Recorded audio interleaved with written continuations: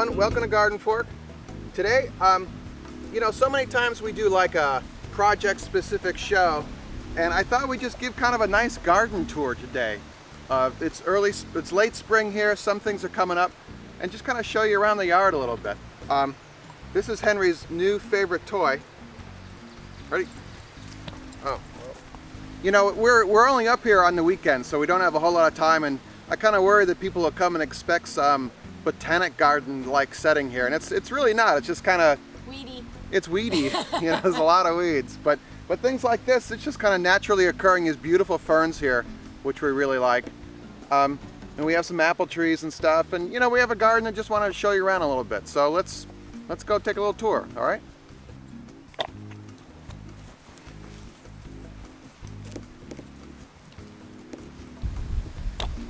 This is going to be our tomato bed, and it's at the end of our garden, so we always plant our pumpkins and winter squash at the edge of this bed, and the squash will just grow through the yard, and I'm all about that because it just means that I don't have to mow less yard. So we have pumpkins and we have some winter squash here. I've got some butternut going, and I want to try and find some other ones as well. The bees really like those too. Yeah, the bees really like that, and I'm more and more getting excited about this kind of locavore and sustainable, I don't know, urban or rural farming. We grow more of our food, basically. I mean, we've got the yard to do it. I'm like, let's plant more stuff, so we're doing more of that. But this is our tomato bed. I've got it covered in black plastic for two reasons. It kills all the weeds, and it also warms up the bed.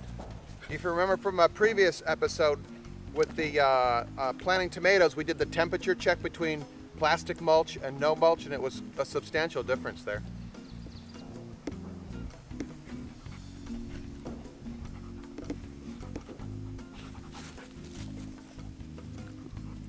This is our ornamental flower bed, and from last year we've got a ton of sunflower volunteers, and we're just going to let them grow here. I actually even transplanted some. People say you can't transplant them. I think you can, so I did. And they look fine. Yeah.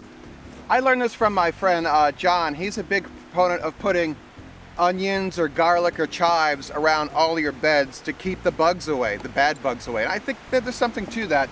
So I've planted chives at the corner of each bed. Super easy to do. These are only 3 years old, and look how big they are. You can divide them, move them, and these flowers are edible, by the way. They're good. You're gonna make a face. They're good? They're really oniony. Proof of good. Wow. Spitting out. But anyway, at the edge of a lot of our garden beds, we plant in the late winter sugar snap peas. We just put them right here. We'll put a trellis here, and they'll grow up and flower and fruit way before the rest of the bed is going to need a lot of space. So I can smell that. that was strong.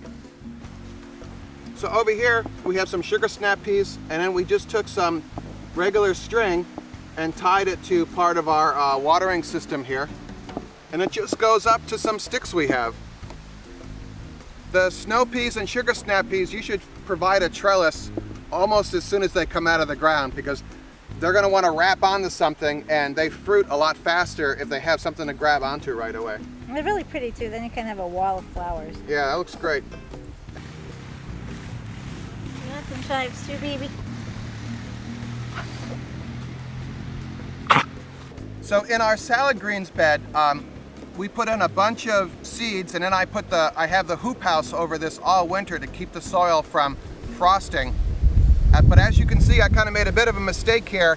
I left the hoop house on too long, and a lot of our mesclun greens have bolted. What you're seeing here in the frame right now is arugula, which is bolted. And when these things bolt, that's still not too bad, but they go bitter, especially the mustards. Like these mustards here have bolted. Wow, that's peppery. But you can do a succession planting here, so I'm going to probably cut all that down, plant a new thing there. That's really strong. But also we've got kale growing in here. We've got all sorts of, I really like these kind of red lettuces. I just like a mix of red and green here. I've got some spinach in here that's going to come out. And notice that we've got our soaker hose irrigation, which only runs every couple of days. It doesn't come on every day. You want a dry, moist cycle. You don't want your plants to be soaking wet all the time. Also, I'm a big advocate of planting parsley everywhere. You could use it in cooking and salads and stuff, but also butterflies, specifically the yellow swallowtail butterflies, lay their eggs on it, which is really cool. So we've got some parsley here. You know, I buy a bunch of those plastic 6-packs. I stick it in the herb garden. I put it in the flower gardens and let it go to flower. You know, it's the birds, not the birds, what are those things called? The bees like the flower. Butterflies lay their eggs on it. It's very cool. So, And it's like one of the best things that you could possibly eat. yeah, it's gonna help my breath now from those chives. And oh, that's really good. That's very pleasing. I'll have some mint after this. This is Henry's new favorite toy, which he's just berserk about. It's a turtle. All right, let's go.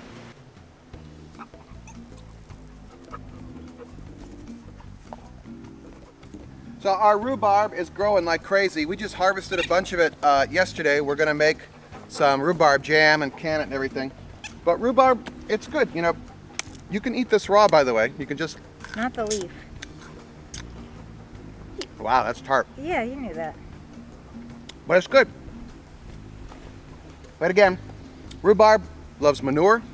They love the fish kelp emulsion. I'm actually gonna pour a bunch of it on here later. Oh, puppy will be all over that. Yeah, then the dogs will roll in it.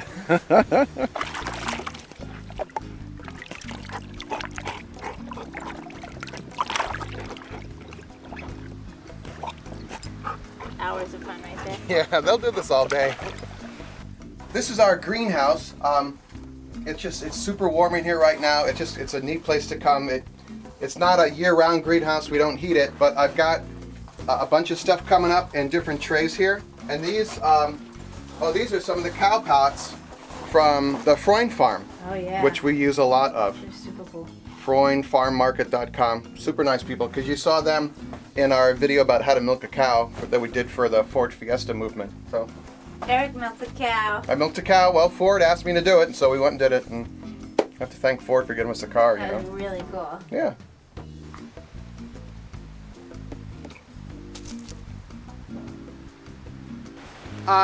We have a little bit of we're working on building a shade garden, which is right off our little side porch here. And this is a great specimen we got from a friend of ours.